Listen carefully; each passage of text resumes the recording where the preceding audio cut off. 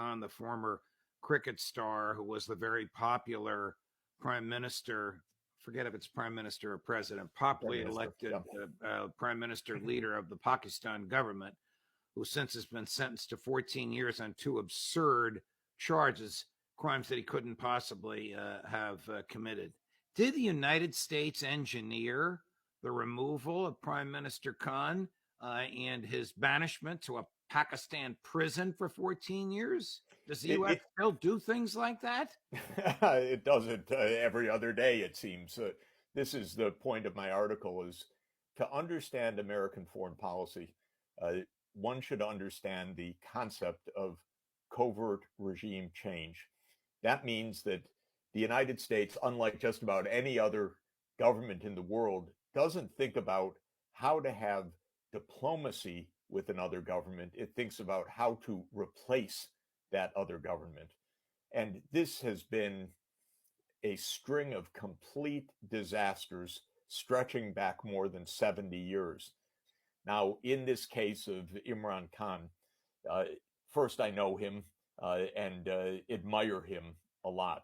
He's very smart, he's very decent, he's got high integrity, and he's extremely popular. Not only was he one of the world's greatest cricket stars, but he's an extremely intelligent, capable, down to earth leader. And so he is the single most popular politician in Pakistan. Not a surprise. But he did something that is absolutely against the U.S. principle, which is he said, we want to be neutral. Can you Mm, imagine? He mm, said, we want to be friends with the United States, but also Russia and China and other countries. Now, to the U.S., it's so weird, but neutral, that's fighting words. How can you be neutral? Either you're with us or you're against us. mm. And when Imran Khan said, I want to be neutral, the US ambassador characterized it as aggressive neutrality. It's almost a joke. Wow. But this is the attitude, the arrogance of the United States. Now, this goes back a long time because just about every popular leader that somehow got into the middle of an American geopolitical gambit that declared neutrality suddenly became viewed as an enemy by the United States. And there's a whole litany, a whole history. I've studied this deeply for decades, and I've Is actually watched it close up. So what happened here was that when the special military operation took place, began on February 24th, 2022. Imran Khan was pressed by the US and Europe, condemn Russia. And he said in a rally on March 6th, 2022, popular rally, he said, they're pressing me to choose sides.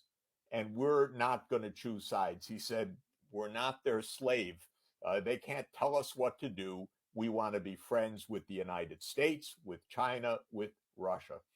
The next day, and we know it because of a leak, the next day, the U.S.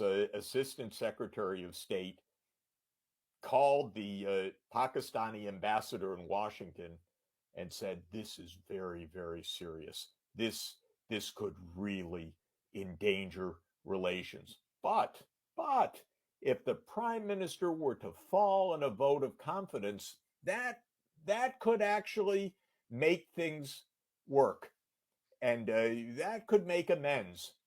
And that message was conveyed by the Pakistani ambassador back to Islamabad, back to Pakistan.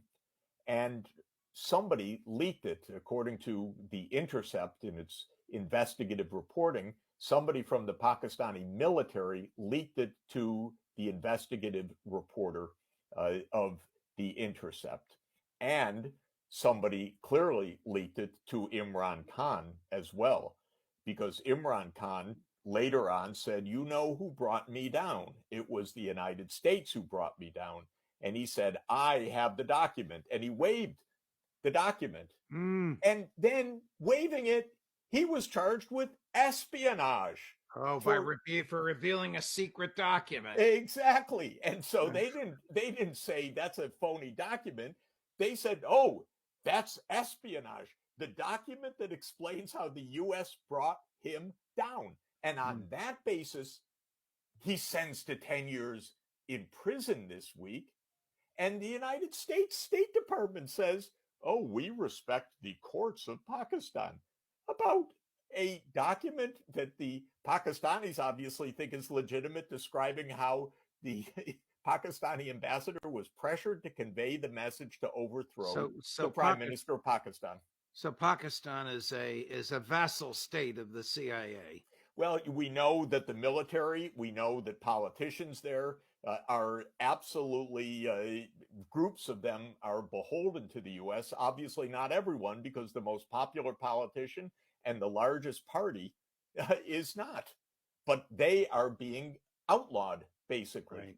And they're being outlawed with the connivance and then the public acceptance by the United States. This is American foreign policy. People should understand this.